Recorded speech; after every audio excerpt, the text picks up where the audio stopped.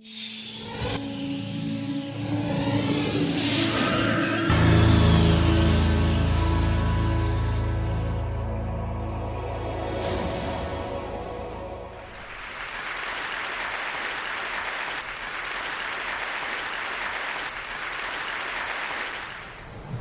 lovely to be here. You heard about me, I'm a designer. So it's my job to be inspired and inspiring always. So what I decided was that actually it's very easy to just go on Google and look at what work I've been doing and how it's been inspired. I've been talking a lot about this, videos are available. What I thought for today's is that let me get back behind inspiration a little and see how inspiration really works.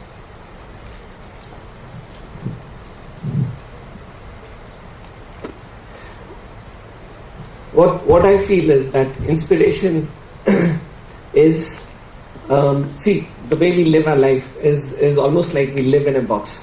Whatever we do, we have boundaries, we know what is to be done, we know what is not to be done, and many times we land up with problems which we don't know what to do about them. So we are thinking about them, we are talking about them, we're trying our ways to get out of that problem. And then somewhere something strikes you. Either you meet someone or you see somebody or something, it sort of punctures that box. It creates a hole in that box. I had an image, yeah. Can you show the next slide, please? Next. Yeah, that's the box we live in. I'm sorry, the box has become a TV actually. It was a square box. The next one, please. And that's what. This little hole which is there in the box is the inspiration. And what it does, that brings in the light. That in a flash tells you that, okay, it's not a problem anymore. I can do this, I can go that far, and I can go that beyond, and this is how I can do this. It sort of, in a flash tells you the whole thing. It shows you the whole story, how you can get out of that. That's inspiration. And all of us, at one time or the other in our life, go through this. Some inspirations become huge, so huge that they change your life. And some inspirations, believe me, make you go through the day. We need to be inspired to be living. Otherwise, this life is extremely boring. Next slide, please. We need to be inspired to see that light. It requires training. The reason that a lot of us don't get inspired every day or every moment of our life is because being inspired takes training. You know, it's not something, I believe it's a state. It's a state. Once you achieve it, you are there always, and you can always be inspired. You will hear this from people who get into the practice of being inspired, that they can get inspired from almost everything. You know, can I have the next slide, please? Why should we be inspired? Can I operate it from there? Okay. Why should we be inspired? If you actually look at this,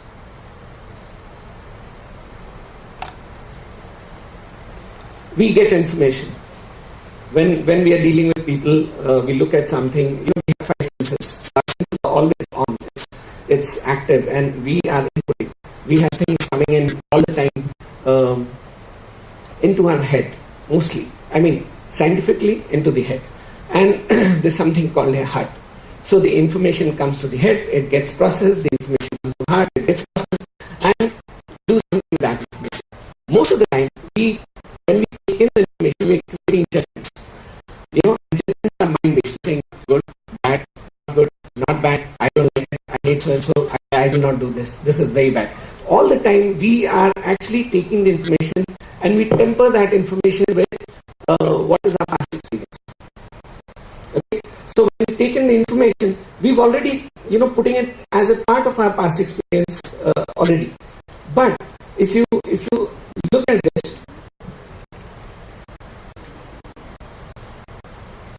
this information, and let the heart process it for a moment. You saw Kiran Bedi speaking.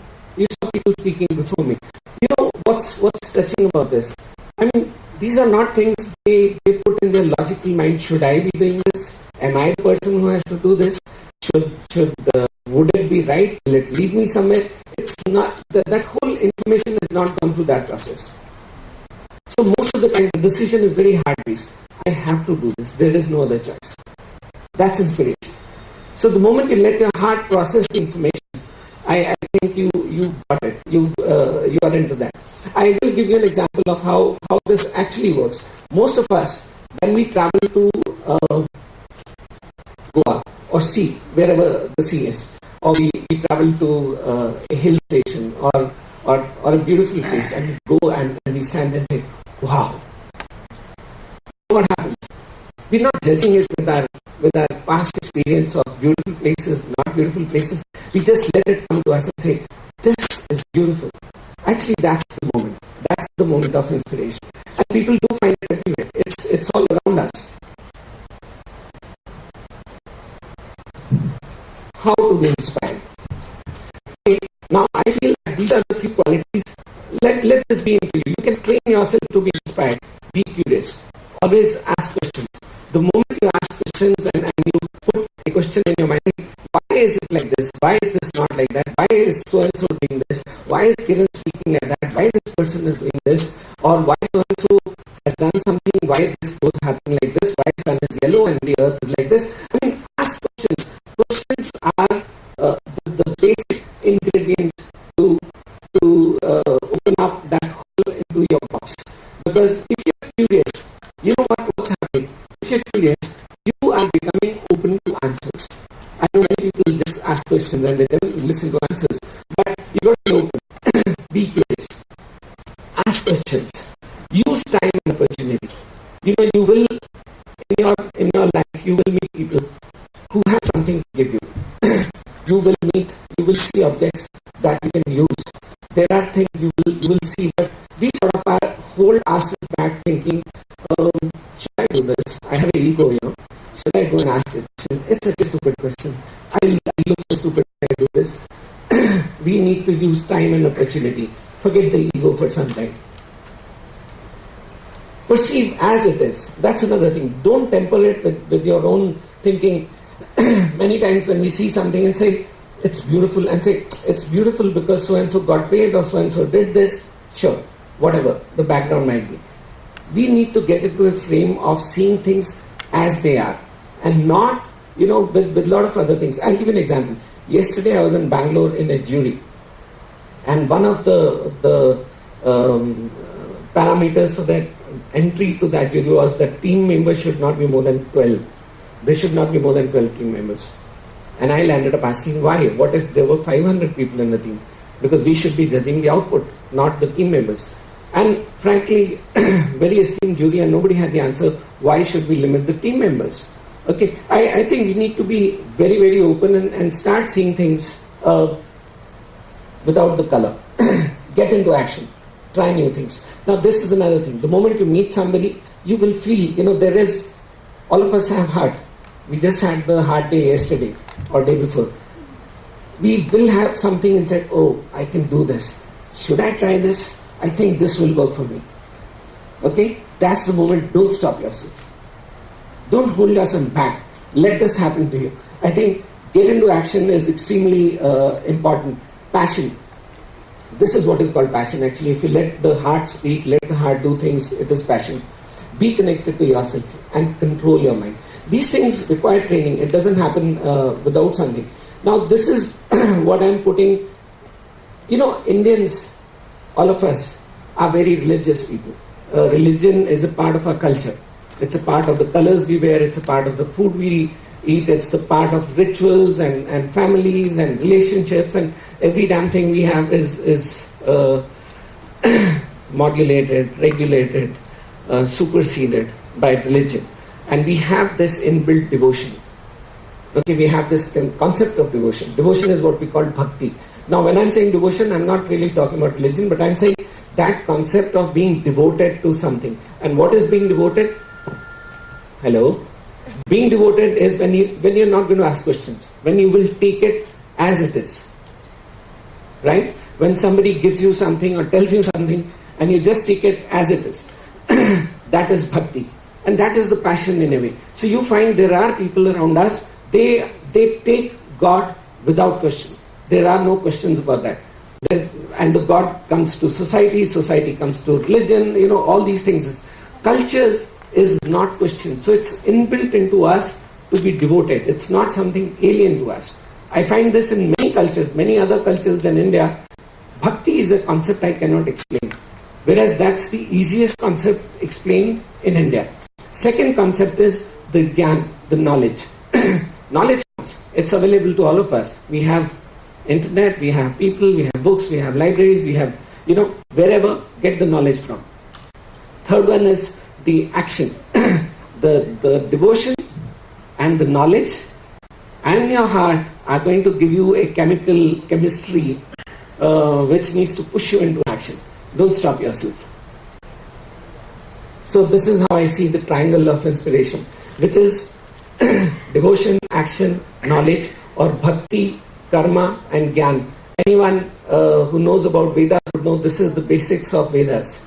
Vedas are this, nothing but inspiration. Where to get inspired from? Now, there are only two ways we can get inspired from. One is the outside, that is outside myself, outside world, and the other is the inside. And what I'm going to tell you is that outside and inside is actually the same. These are not two different things. The outside, okay, very common. What inspires us?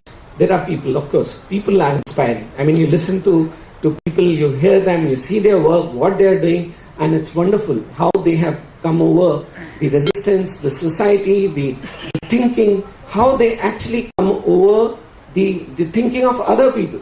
This is extremely inspiring.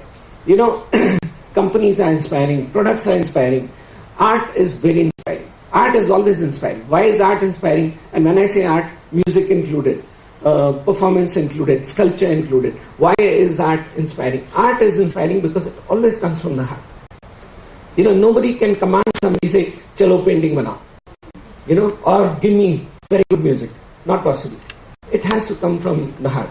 That's why when you listen to it, it makes that boom, a connection which is say, wow, I find music very, very inspiring. So art is very inspiring.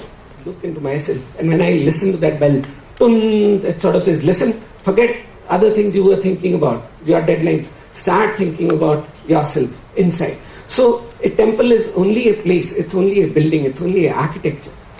Architecture always does that. Look at most of the buildings, extremely inspiring.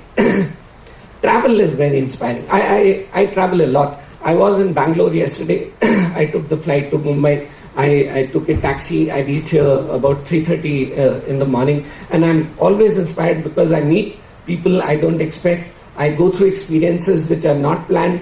And it forces me to be open, not to reject the experience, just keep myself saying, beautiful, I love this. And yesterday was Ganpati in Mumbai. Remember that. Beautiful experience. Travel is always inspiring because it gives you things which you cannot control. Culture, I've already talked about. Food. Food is another experience because it comes from the outside and goes inside. That's another senses which is beautiful. Now you look at this. Why we go to the sea, we go to the hills, we look at the nature is always inspiring. Travel is inspiring. Architecture is inspiring. Music is inspiring. People are inspiring. What is it doing to me actually as a person? What it does is make myself realize myself. Okay? I feel the more I look out and more I am open, in the sense I am just taking in without questioning, I am becoming more open. Okay? How do you become more open? I mean, which is the most open you can be?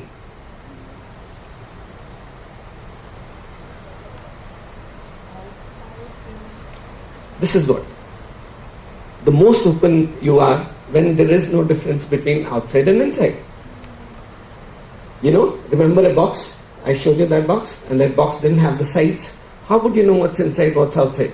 There is no inside, there is no outside. The moment that outside and inside mixes, I think you become open. The moment you become open, it's very inspiring. So just before closing, I'm going to show you a few things, since I'm a designer, and you would be thinking, what the hell, I'm talking philosophy here.